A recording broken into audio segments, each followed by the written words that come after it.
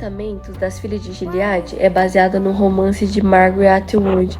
A trama se passa 15 anos após os acontecimentos de O Conto da Aia e acompanha uma nova geração de jovens mulheres que lutam contra o futuro sombrio que as aguarda, com foco na vida de 3 mulheres, Tia Lídia, Agnes e Daisy. Agora, para resistir, elas precisam encontrar aliados novos e antigos para ajudá-las em sua luta pela liberdade dentro das leis restritas e opressivas e em busca da vida que elas merecem. Desta vez, a série conta a vida de Gileade a partir do ponto de vista das crianças que cresceram dentro desse regime. Na série, acompanhamos Agnes Mackenzie, uma menina que foi raptada pelo comandante Mackenzie e estuda em uma escola de alto padrão em que apenas as filhas de comandantes de alto escalão conseguem estudar. A escola, ao contrário da forma tradicional que a conhecemos, aqui tem o papel de preparar as meninas para o futuro casamento e marido, ensinando matérias como crochê, etiqueta, boas maneiras e como se portar para o seu marido.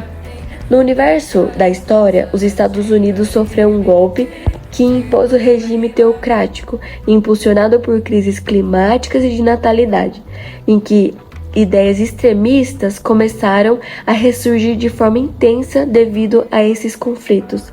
Simone de Beauvoir escreveu que basta uma crise política, econômica ou religiosa para que os direitos das mulheres sejam questionados. Esses direitos não são permanentes. Você terá que manter-se vigilante durante toda a sua vida, como podemos observar na história, em que mesmo fictícia, ainda reflete diversos elementos da nossa sociedade.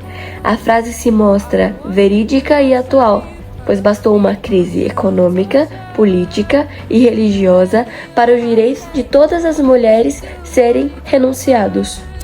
Para ilustrar como isso acontece na narrativa, podemos nos basear na teoria de Silvia Federici. Em seu livro Caliban e a Bruxa, ela descreve como a divisão sexual do trabalho foi essencial para a consolidação do capitalismo. Mesmo o sistema econômico da série não sendo completamente capitalista, faltam algumas cenas que mostrem realmente qual é o sistema ali, podemos ver que isso também ocorre e sustenta o sistema econômico em Gilead. A divisão do trabalho sexual na série acontece de forma explícita, com os homens liderando o trabalho produtivo, com cargos militares como comandantes, tenentes, guardiões, entre outros. E as mulheres sendo designadas apenas ao trabalho reprodutivo, sem salário ou qualquer outra forma de remuneração. Além disso, as mulheres são divididas em grupos, sendo eles as martas, aias, esposas, filhas de comandantes e as tias. Todos estes sendo trabalhos reprodutivos, em que mesmo em alguns casos elas possuindo um lugar de poder social, ainda assim são silenciadas e usadas como um objeto para o uso dos homens. As martas são mulheres inférteis, que são designadas ao trabalho do lar, ou seja, elas são empregadas domésticas, que cuidam dos afazeres das casas dos comandantes. Elas estão no lugar mais baixo da pirâmide social de Gilead, mas ainda possuindo certo valor, diferente das aias, que não possuem nenhum valor social e se encontram totalmente excluídas da pirâmide social. É bom ressaltar que quando falamos do valor social das martas, não estamos falando necessariamente do valor delas como pessoas, mas o que elas significam no social. Quanto mais martas um comandante tiver, quer dizer mais poder que ele tem. A Zila era nova. Ela foi castigada e perdeu a língua antes de ser designada pra gente. Deve ter sido por blasfêmia. Era um pecado grave para algumas esposas. As aias são mulheres férteis, mas consideradas pecadoras por Gilead, seja pela orientação sexual, por serem divorciadas, terem feito aborto, entre outros. Sendo designadas ao trabalho sexual reprodutivo em sua interpretação mais crua, sendo consideradas incubadoras, servindo apenas para a procriação dos comandantes. Para ser um pouco mais clara, elas sofrem estupros pelos comandantes. As esposas são as mulheres casadas com os comandantes, sendo elas férteis ou inférteis. O primeiro caso é mais raro, por isso fizeram a implementação do cargo de ai. Elas possuem um certo valor social devido ao cargo do marido, mas ainda eram negadas a direitos básicos da nossa sociedade, como a escrita e leitura, coisas que eram completamente proibidas às mulheres. As filhas do comandante são esposas em treinamento. Ainda não chegaram à fase de se casar, mas estão sendo treinadas para tal e sonham em conseguir menstruar, pois isso lhes daria valor social e reconhecimento. São consideradas as mulheres mais puras de Gilead. Esses desejos devem ser contidos. Esse é o fardo que Deus colocou pessoalmente sobre cada uma de vocês. Só a nossa existência já era um perigo mortal para homens que nasceram bons. Eles não conseguiam resistir. Nem mesmo a nós, as filhas dos comandantes, as mais tementes de todas as meninas. As tias são mulheres que possuem maior poder em Gilead. Elas podem ler, escrever e podem ter opinião em certas decisões políticas, estando em quase no topo da pirâmide social, estando atrás apenas dos homens. Independente do cargo que ele possuir, todos os homens estão acima de todas as mulheres. As tias tinham o privilégio especial de ainda poderem escrever. As únicas mulheres autorizadas em Gilead. Mas o que eu estava escrevendo? O registro de crimes de homens fracos a infinitas mulheres? Isso não era permitido. Eram palavras que podiam derrubar homens escolhidos por Deus para nos liderar.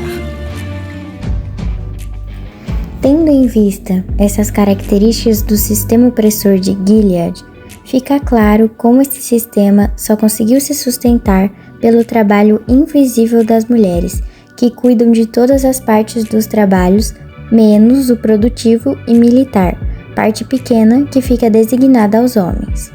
Silvia Federici mostra como isso acontece no nosso sistema capitalista, e podemos olhar para sua teoria para entender o sistema da história, uma vez que, para os homens conseguirem manter seus status e poder, dividem o trabalho de forma sexual, colocando as mulheres na base, que sustentam a existência de Gilead, sendo essa divisão necessária para a Gilead conseguir se construir, e não uma consequência desse sistema. A desvalorização das mulheres e do seu trabalho foi uma estratégia central para a acumulação de capital e poder social dos homens.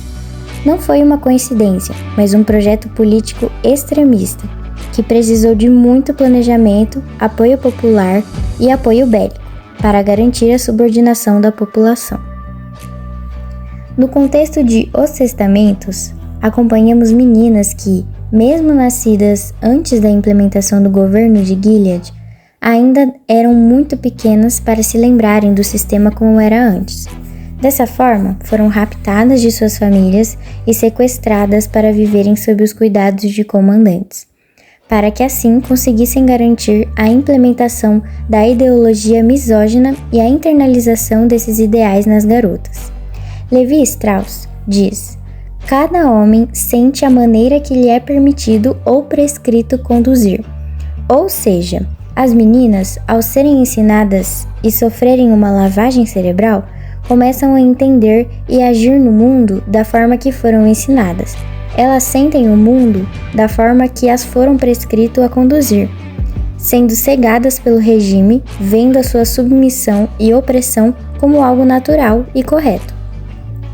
Conclui-se que Gilead, através da divisão sexual do trabalho, que foi imposta de forma coercitiva e violenta, sustenta a estrutura do país. E, ao colocarem as próximas gerações de mulheres em escolas que não provêm conhecimento de verdade, mas as moldam para serem esposas, e nada além disso, garantem que a estrutura seja aceita e reproduzida fielmente, sem que elas mesmas tenham consciência das violências sofridas. Eu conheci a sua mãe. Conheci muito bem, por sinal. E se tem uma coisa que eu posso dizer dela é que jamais desistiu. Também não desistiremos.